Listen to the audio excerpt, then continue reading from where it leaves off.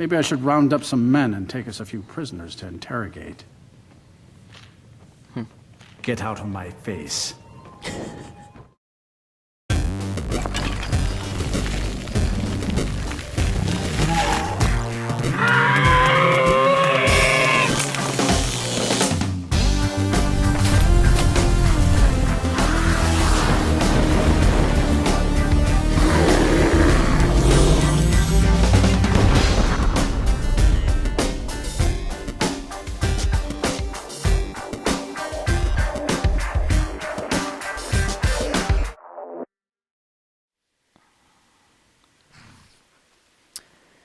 Alright, and Sven should be with me.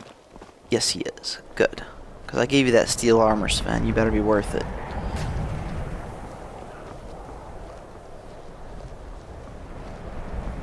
It's no secret. Ritual trying to call the Dark Brotherhood.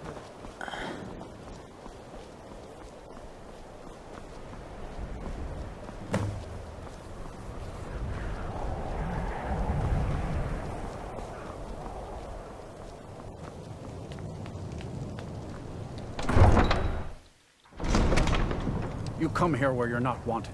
You eat our food, you pollute our city with your stink, and you refuse to help the Stormcloaks.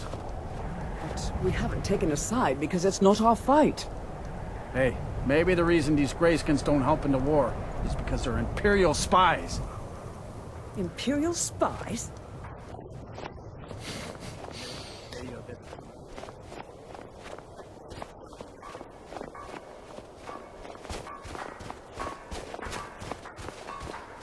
That is jacked up.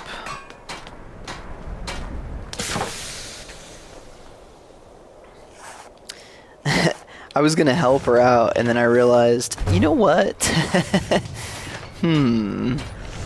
don't want them thinking I'm a spy, because I actually am.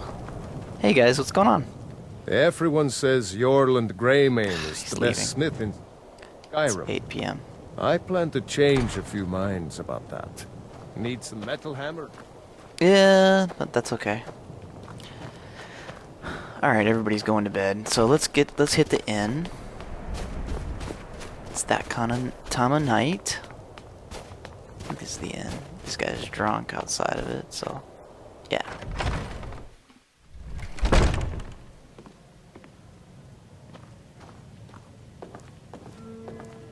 Poor Nilsine has been wrecked since her sister was killed. Hello. This here's Candlehearth Hall. Great rooms upstairs, and there's a bed for rent on the ground floor. I'd like to rent a room. Sure thing. It's yours for a day. Why is this called Candlehearth Hall? Did you see the candle above the fire upstairs? It was lit 163 years ago, back when this building was the home of a grand warrior named Windhelm. When word came that he'd fallen, his son Durok lit the candle in his honor. Nobody knows why it still burns. Heard any rumors lately? Have you seen that shrine of Azura?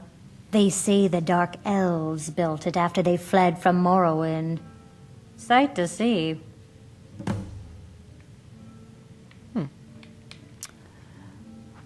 What kind of food do you have? Drink for the thirsty, food for the hungry.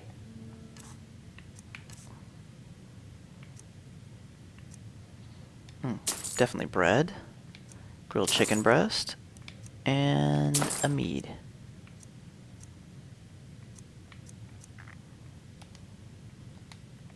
I'll show you to your room. Wait. Say a good tavern brawl might be just the thing to lift my spirits.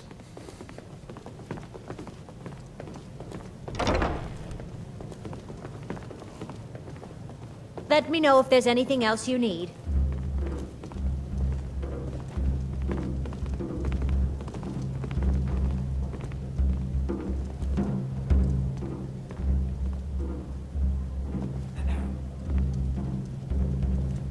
Alright, Sven, let's go.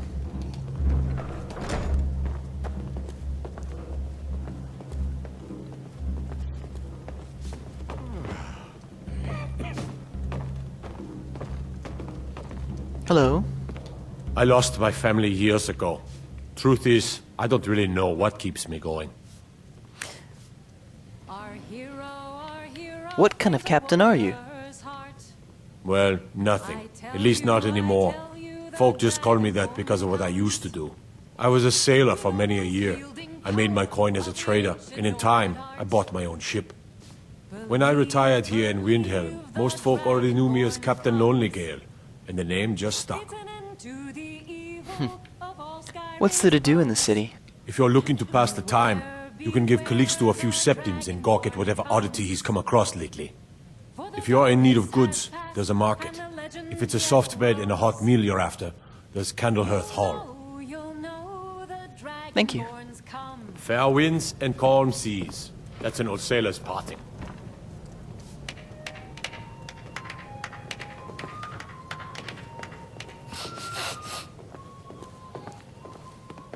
How can Elda hate the Dark Elves when she knows so little about them? It's a good question. You didn't hear it from me, but if you want a real drink, try the Corner Club in the Grey Quarter. Okay. Susanna the Wicked. That's awesome. Hey, buddy. How you doing? If it's a mercenary you're looking for, you've found him. There's no stronger sword arm for hire in all Skyrim. Another time, perhaps. If you change your mind, seek me out here. Best not to walk the roads of Skyrim alone. That's a good idea. Hey, buddy. What's going on? I'm a writer by trade. Not that the people of Skyrim do much reading. What kind of a writer? I write drama, friend. The legends and history of Skyrim made to excite and inspire. Poor Gerard Germain at the Bard's College has been waiting for my latest work, Olaf and the Dragon, for weeks now. Roads are a mess. I'll deliver the book for you. You're sure? When you see Gerard, ask for a tip. I'm sure he'll be in a good mood after reading this. May you lose yourself in the pages of a good book. Good. Got one work thing to do. The townsfolk call me captain, because I used to be a sailor. Okay. Hello. What do you need? What do you do around here? I'm a bard. Trained at the Bard's College in Solitude. Wanderers like you should think about applying. Farewell. Okay. Our hero claims a warrior's heart. I tell you, the Dragonborn comes with a voice wielding power of the ancient. Alright, let's grab some food. We've talked to some people. Nordart. Believe, the Dragonborn comes. Oh, wait, we've got that book he just gave us, don't we? Let's read it. Olaf and the Dragon. One of the more colorful legends in Nord folklore is the tale of Olaf One-Eye and Numenix. Long ago in the First Age, a fearsome dragon named Numenix ravaged the whole of Skyrim. The dreadful Drake wiped out entire villages, burned cities, and killed countless Nords. It seemed that no power in Tamriel could stop the monster. Oops, wrong one. This was a troubled time in Skyrim's history, for a bitter war of succession raged between the holds. The Jarls might have been able to conquer the beast if they had worked together. But trust was in desperately short supply. A skilled warrior named Olaf came forward and promised to defeat the beast. In some accounts, he is the Jarl of Whiterun. In others, other versions of the legend, Olaf promises the people of Whiterun that he will capture the monster if they name him Jarl. At any rate, Olaf ventures forth with a handful of his most trusted warriors and seeks the beast out, eventually finding Numenix in his lair atop Mount Athor. Needless to say, it's an epic battle. First, Olaf comes at the dragon with his axe and his shield. Some variants of the legend say that Olaf and the beast battled with blade and claw for days, but were too evenly matched for either to gain an advantage. Most accounts hold that Olaf, perhaps frustrated that his weapons are completely ineffectual against the dragon, finally cast them aside.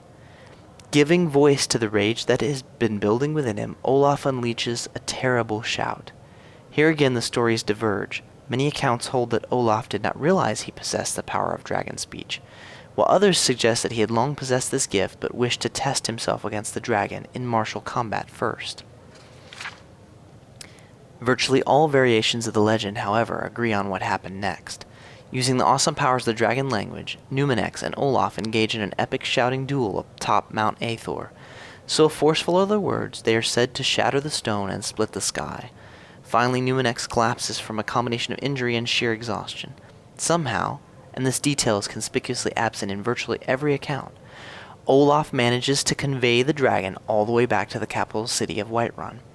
The people of Whiterun are suitably impressed with Olaf's hostage. They build a huge stone holding cell at the rear of the palace, which they renamed Dragon's Reach. This enormous cell serves as Numinex's prison until his death. Olaf himself eventually becomes the High King of Skyrim, putting an end to the War of Succession. Presumably, his great deed made him the only leader upon whom all the people could agree, and so the land once again has peace. As a visitor to Skyrim, I find this tale both fascinating and highly entertaining. It is one of the most celebrated legends of the Nords, and one can easily understand why. It's a story of surpassing heroism, in which a resourceful and worthy Nord does battle with a truly terrifying adversary and emerges victorious by yelling him into submission. The only way in which this could have been even more of a Nordic tale would be if Olaf beat Numinex in a drinking contest. The legend is not without its doubters, however. The bard Svaknir, who lived during Olaf's reign, wrote and performed an alliterative verse that challenged Olaf's version of events. Enraged, the High King threw the rebellious bard in prison and destroyed all written copies of this verse. How I would love to lay hands on a copy of that verse. I admit I am immensely curious to know what assertions Svaknir made about how Olaf really defeated Numinex. There are a few ancient bard texts that provide one possible answer. These tomes suggest that Numinex was particularly foul-tempered because he was extremely old. In these accounts, the dragon spends his final years terrorizing the countryside, before flying off to the top of Mount Aethor to die in peace. When Olaf finds Numinex, the dragon is weak to defend himself. Olaf and his men capture the beast without effort, but decide to take advantage of the situation by fabricating a heroic tale. It's worth noting that all of Olaf's warriors were said to witness the shout duel went on to become wealthy leaders during Olaf's reign as High King. However, it is equally likely that Svaknir had some grudge against Olaf, and his scandalous verse was an attempt to damage the High King's reputation. Alas, we will never know. I leave you now, good reader, with this gentle reminder. A good historian must remain impartial and consider all points of view. Time has a way of distorting our record of events, so the closer you can get to the original sources, the better. A Danto's book. Alright, we have a quest. One quest. Hello, let's talk to this person. You know about Talos? He founded the Empire. What does Talos have to do with the war? The Empire's elven puppet masters never cared much for the idea of a human becoming a divine. So the worship of Talos is outlawed. Skyrim doesn't take kindly to being told what to do. And to try and forget Talos, well, they may as well ordered us all to cut off our ears. Blessings of Arcade be upon you. They're clapping weirds me out. Hey, oh, here's this guy. What's up, man? Name's Nils. I'm the cook up at Candlehearth Hall. Oh. Thank you for the delicious dinner, then. Can't just throw the big logs on the fire. Gotta have the little bits, too. Who's this? Oh, that's the writer. I'm just trying to get a few quests for the morning. The townsfolk call me captain because I used to be a sailor. I'd appreciate it if you don't bother my wife, Tova. She's still in mourning. Your wife is in mourning? Our little girl died recently. I've been shouldering my days with strong mead, but nothing gives my Tova peace. I've been looking for an amulet of RK to remind my wife that our child is with the gods now, but I can't find one.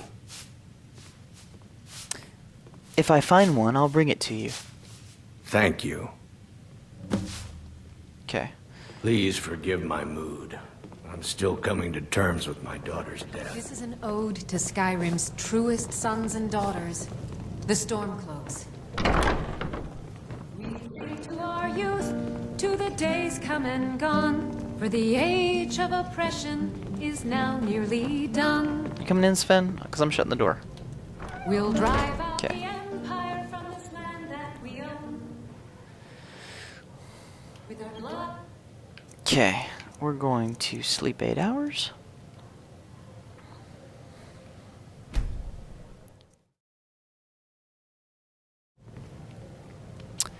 Oh, look at all this.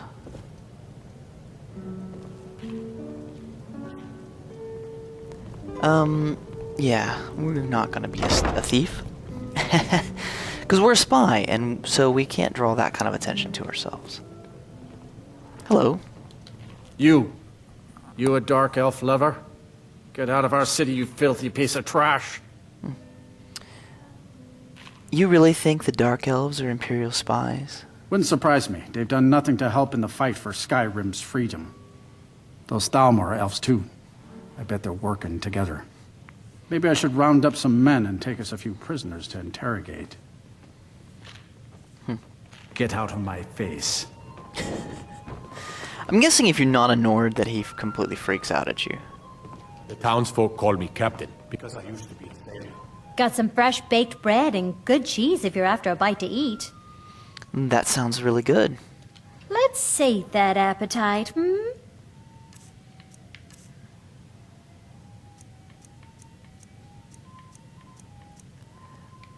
She doesn't have bread or cheese. We'll do this. And a sweet roll.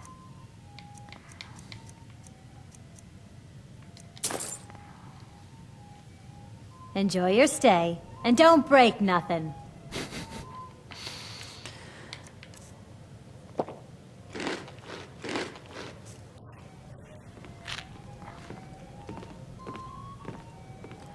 Alright, so let's head out. I still can't believe Isabella's gone. She was such a helpful young lass.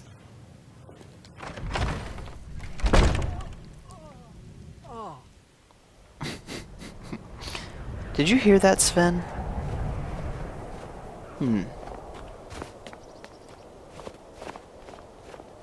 Here, my friends, and grant peace to these departed souls.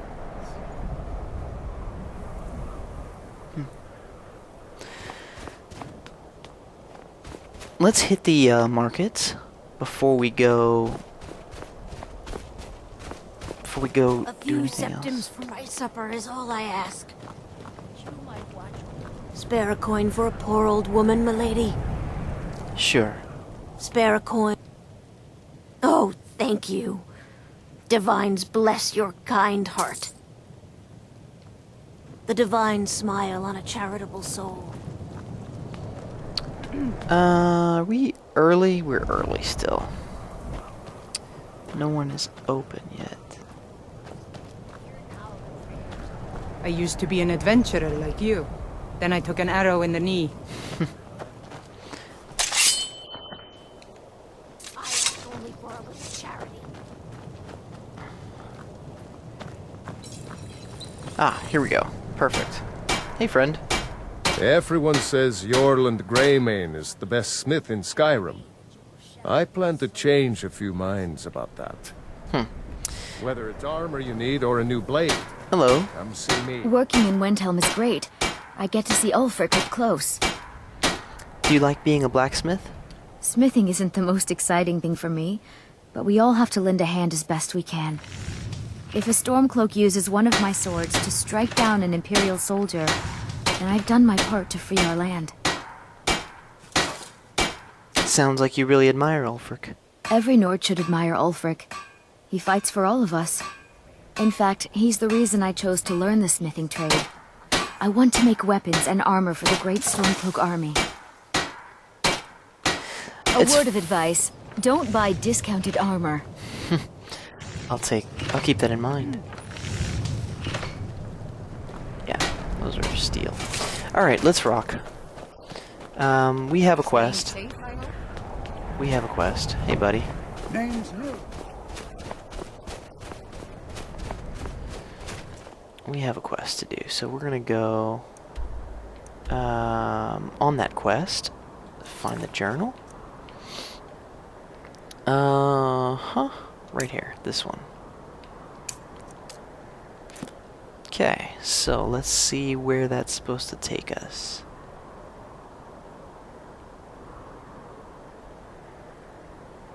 I don't see that marker. That quest marker.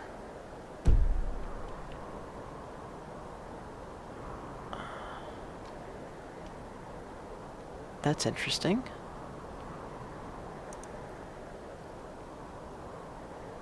Okay.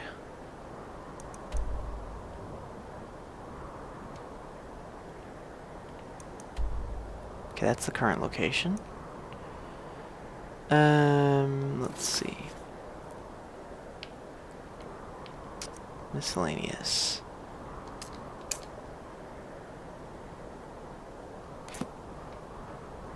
Where did you say I was supposed to go, dude? I don't remember. Ah! That's frustrating. And yet there's a marker. Yeah, okay. There's a marker. Okay, there is a quest marker. Let's see if it shows up now that we're outside. Yes, it does. Okay. Solitude. Wonderful. Alright. Let's rock. Come on, Sven, let's go. We have to deliver this book as soon as we can. What do you need? So, Djinn, Imperial Spy, is gonna head to Solitude and deliver a book. Hey, friend. Need a ride? I can take you to any of the hold capitals. Yeah, I'd like to go to Solitude. Where do you want to go? Solitude. Climb and back, and we'll be off. Alright. You ready to go yet? First time to Solitude? Beautiful old city. Capital of Skyrim, but I'm sure you already...